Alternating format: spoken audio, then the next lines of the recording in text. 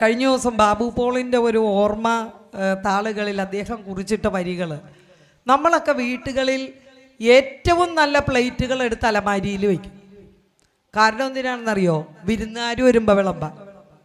ഏറ്റവും നല്ല വസ്ത്രം എടുത്ത് ഇടാതെ വെക്കും, എല്ലായിടത്തും പോകുമ്പോൾ ഇടാൻ. പെട്ടെന്നായിരിക്കും ഒരു തളർവാദം പിടിച്ച് ഡിം കിടക്കണത്, അവിടെ കിടക്കും ആ സാധനം അലമാരിയിൽ, അല്ലേ? നല്ല ഏറ്റവും ചളങ്ങിയതിൽ നമ്മൾ ഭക്ഷണം കഴിക്കും. എന്നിട്ട് എല്ലാ സ്വരുക്കും കൂട്ടിച്ച് ചിലപ്പോൾ ബാങ്കിൽ ഡിപ്പോസിറ്റൊക്കെ ആയിട്ടിടും. ഒരു 10-60 വയസ്സാകുമ്പോഴേക്ക് PSC പാസ്സാവും. പ്രഷർ, ഷുഗർ, കൊളസ്ട്രോൾ, ഇത് മൂന്നും കിട്ടും. അത് കഴിയുമ്പോൾ ഓർമ്മയുണ്ടാവില്ല, വെളിവുണ്ടാവില്ല, ബാങ്കിലിട്ട കാശിന് പോലും ഓർമ്മയുണ്ടാവില്ല. അവസാനം പോകുന്ന ഒരു യാത്രയുണ്ട് അങ്ങോട്ടേക്ക്, ഒറ്റ കോടിയേ തരുള്ളൂ. ഈ ശാഖക്കാർ കൊണ്ടുവന്ന്, ആലയിലെ ശാഖക്കാർ കൊണ്ടുവന്ന് ഒരു മഞ്ഞക്കോടി പതിപ്പിക്കും. പാർട്ടിക്കാരാണെങ്കിൽ ഒരു ചുവന്ന കോടി പതിപ്പിക്കും. ഈ ഒരു കോടിയേ കിട്ടുള്ളൂ. 10,000-കണക്കിന് കോടി ഉണ്ടായിരുന്ന ജയലളിതയെ ശശികലത ഇങ്ങനെ ഒന്ന് മുട്ടുകൈ കൊണ്ട് തട്ടിയുള്ളൂ. ആ 10,000 ജോഡി ചെരുപ്പടക്കമുള്ള സകലതും പോയി കോടികൾ, അല്ലേ? അപ്പം മനുഷ്യൻ്റെ ജീവിതം ക്ഷണികമാണ്. നിങ്ങളത് ആനന്ദിക്കുക, ആഘോഷിക്കുക, അല്ലേ? ഇപ്പൊ വേണ്ട, വിരുന്നുകാർ വരട്ടെ, ആ നല്ല പാത്രത്തിലൊക്കെ എടുത്ത് ചോറുണ്ടെന്നേ. നമ്മൾ ജീവിക്കാണ്ട് ഇത് ആർക്ക് വേണ്ടിയിട്ട് ഈ കരുതി വയ്ക്കണത്? ഞാനിപ്പോൾ ആലോചിക്കും, എൻ്റെ അനുഭവത്തിൽ എന്ന് പറയണേ, കല്യാണം കഴിഞ്ഞ് അച്ഛനുണ്ടായിരുന്നു, അമ്മയുണ്ടായിരുന്നു, അവരെയൊക്കെ ഭംഗിയായിട്ട് അമ്മായി അച്ഛനെ, അമ്മായി അമ്മ എല്ലാവരെയും നോക്കി. ഇപ്പം മക്കൾക്ക് മൂത്ത മകന് 37 വയസ്സായി, രണ്ടാമത്തേന് 29 വയസ്സായി. പഠിപ്പിച്ച് കല്യാണം കഴിച്ച് ഇപ്പം അവരൊക്കെ പ്രസവിക്കാനായിട്ട് 2 പേര് തയ്യാറായിയൊക്കെയാണ്. ഒരു പേരക്കൊച്ചും ഉണ്ട് എനിക്ക്, അല്ലേ? അപ്പം ഇപ്പം എൻ്റെ മൂത്ത മോനേടൊക്കെ പറയും, അമ്മ എവിടെയെങ്കിലുമൊക്കെ നിങ്ങൾ ടൂർ പോട്ടാണ്. അപ്പം ഞാൻ ആലോചിക്കും, ഇപ്പം കാലുവേദനയുണ്ട് ഇടക്കൊക്കെ. മറ്റേ SNDP-കാർ സ്നേഹത്തോടു കൂടി ചെല്ലുമ്പോൾ ഷീബ ടീച്ചറിന് നാരങ്ങ വെള്ളം, പായസം, ഈ കുടുംബ യൂണിറ്റ് വാർഷികത്തിന് ചെല്ലുമ്പോൾ വേണ്ടെന്ന് പറഞ്ഞാലും ടീച്ചർ ഒരു ഗ്ലാസ് പായസം കുടിച്ചിട്ട് പോകും. അപ്പം അത് നിരസിക്കാൻ പറ്റാത്തതുകൊണ്ട് ഇന്നലെയും കുടിച്ചു ഒരു പായസം. അങ്ങനെ പായസവും നാരങ്ങ വെള്ളയും ചായവും ഒക്കെ സ്നേഹത്തോടു കൂടി കുടിച്ച് എനിക്ക് ഷുഗറും ഉണ്ട് ചെറുതായിട്ട്. അപ്പം ഞാൻ പറയണത്, ഇപ്പം ആലോചിക്കുമ്പോൾ ജീവിതത്തിലെ നല്ല കാലങ്ങളൊക്കെ ഏതാണ്ട് 60 വയസ്സ്, ഷഷ്ടിപൂർത്തിയും കഴിഞ്ഞു. ഇനി എപ്പോഴാണ് ഒന്ന് ഓടാൻ പറ്റുന്നത്? ഇനി എപ്പോഴാണ് ഇങ്ങനെ അടിച്ചു പൊളിക്കാൻ പറ്റുന്നത്? അപ്പം ജീവിതത്തിലെ നല്ല കാലം മുഴുവൻ നമ്മൾ മക്കൾക്ക് വേണ്ടി, കുടുംബത്തിന് വേണ്ടി, അല്ലേ, ഒക്കെ ജീവിച്ചു. നമുക്ക് വേണ്ടി ജീവിക്കാൻ ഒരല്പം സമയം നമ്മൾ കരുതി വെച്ചോ?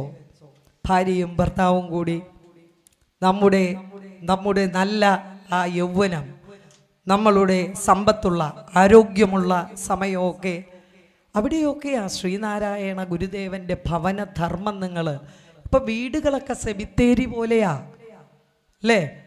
എന്താ സെമിത്തേരിയുടെ പ്രത്യേകത? ആരും ഉണ്ടാവില്ല. തെക്കോട്ട് പോയവരൊക്കെ കൂടി കിടക്കണ സ്ഥലമാണ് പള്ളി സെമിത്തേരി, അല്ലേ? മിണ്ടാട്ടുമില്ല. ചില വീട് അങ്ങനെയാ. പണ്ടൊക്കെ നല്ല വിശാലമായ വരാന്തകളുണ്ട്. ഇപ്പൊ VARANDA വരാന്ത, വരണ്ട എന്നാണ്, അല്ലേ?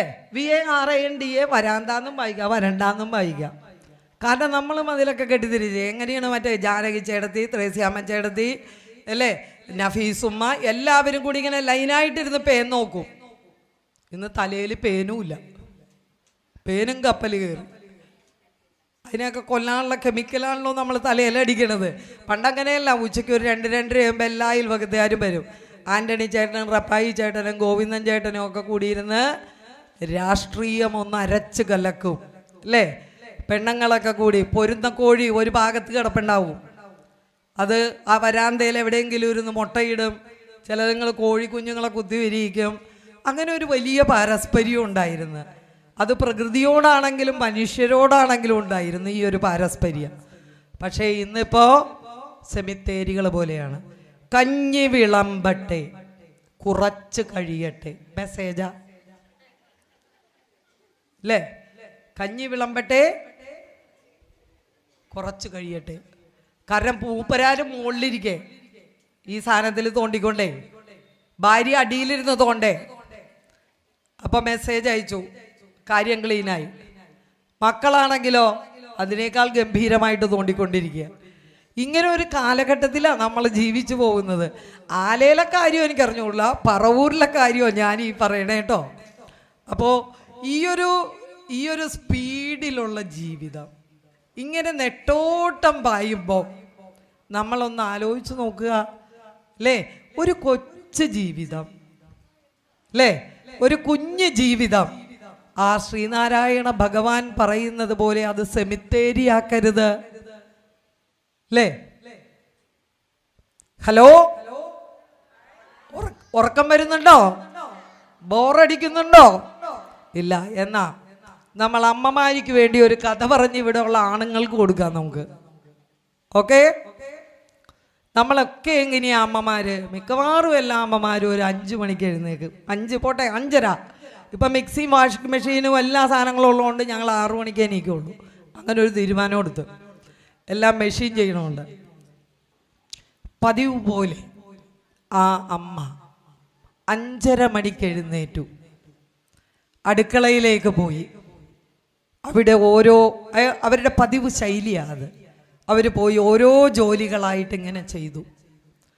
എന്നും 6:30 മണിക്ക് നല്ലൊരു ചൂട് ചായയുമായി അയാളുടെ ഭാര്യ പുതപ്പുകൾ മാറ്റി അയാളെ വിളിച്ചുണർത്താറുണ്ട്. അതാണ് പതിവ്. ആ കാപ്പിയും കുടിച്ച് പത്രവും വായിച്ചിരിക്കുമ്പോഴേക്കും വെള്ളം ചൂടായി കഴിഞ്ഞിരിക്കും. കുളിച്ചു വരുമ്പോഴേക്കും ബ്രേക്ക്ഫാസ്റ്റ് റെഡിയാണ്. അങ്ങനെ എന്നും തനിക്ക് വേണ്ട ചോറ്റുപാത്രത്തിൽ ചോറും കെട്ടി അവള് യാത്രയാക്കുമായിരുന്നു. മിക്കവാറും അമ്മമാര് ഭർത്താവിനും മക്കൾക്കും ഇത് ചെയ്യുന്നവരാണ്. പതിവ് പോലെ അയാൾ കട്ടിലിൽ കിടക്കുകയാണ്. സമയം 6:30 അവൾ ഇപ്പോൾ വരുമായിരിക്കും, വന്നിട്ടില്ല. 7 മണി കഴിഞ്ഞു, എന്നിട്ടും ചൂട് കാപ്പിയുമായി അവൾ എത്തിയില്ല. അയാൾ മെല്ലെ പുതപ്പുകൾ മാറ്റി കട്ടിലിൽ നിന്ന് എഴുന്നേറ്റു. അടുക്കളയിൽ ചെന്ന് നോക്കി. അവിടെ അവളെ കാണാനില്ല. മറ്റു മുറികളിലൊക്കെ നോക്കി, അവളില്ല. മുറ്റമടിക്കുമായിരിക്കുമെന്ന് കരുതി മുറ്റത്ത് ചെന്ന് കിഴക്കേ തൊടിയിൽ നോക്കി, കാണുന്നില്ല. അവസാനം പിന്നാമ്പുറത്ത് ചെന്ന് നോക്കുമ്പോൾ ചാരി വെച്ചിരിക്കുന്ന ചൂലിന് മീതെ മുഖം കമത്തിക്കൊണ്ട് ഓടവെള്ളം പോകുന്ന അടുക്കളച്ചാലിലെ ഓവുചാലിൽ അവൾ കമന്നടിച്ച് കിടക്കുകയാണ്. അയാൾ ഓടിച്ചെന്ന് അവളെ കോരിയെടുത്ത് തൻ്റെ മടിയിലേക്ക് കിടത്തി. വെള്ളം തളിച്ചു നോക്കി. നേരെ ആശുപത്രിയിലേക്ക് കൊണ്ടുപോയി. അവിടെ ചെന്നപ്പോൾ ഡോക്ടർ പറഞ്ഞു അവൾ മരിച്ചു കഴിഞ്ഞു എന്ന്. ശവസംസ്കാര ചടങ്ങുകൾ കഴിഞ്ഞ് വീട്ടിലേക്ക് വന്നു കയറിയപ്പോഴേക്കും സമയം ഇരുട്ടി. മൂത്ത മകൻ ഉറക്കത്തിലായി. 5 വയസ്സുകാരൻ ഉണ്ണിക്കുട്ടൻ ശാഠ്യം പിടിച്ച് കരയുകയാണ്. എനിക്ക് വല്ലാതെ വിശക്കുന്നച്ച, എന്തെങ്കിലും കഴിക്കാൻ വേണമെന്ന് പറഞ്ഞു.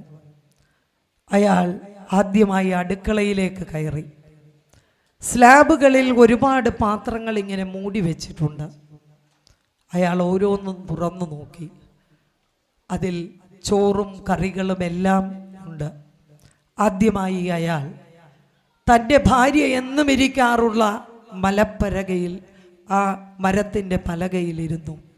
ഉണ്ണിക്കുട്ടന് ഓരോന്നും വിളമ്പി കൊടുക്കുമ്പോൾ അയാളിൽ ഒരു വല്ലാത്ത സങ്കടം അയാളുടെ ഹൃദയത്തിൽ തളം കെട്ടി. അയാൾ അറിയാതെ തന്നെ അയാളുടെ മനസ്സ് വിങ്ങുകയായിരുന്നു. അവസാനം ഉണ്ണിക്കുട്ടൻ പറഞ്ഞു, ആ പളുങ്കു പാത്രം ഒന്ന് തുറന്നു നോക്കൂ അച്ഛാ എന്ന്.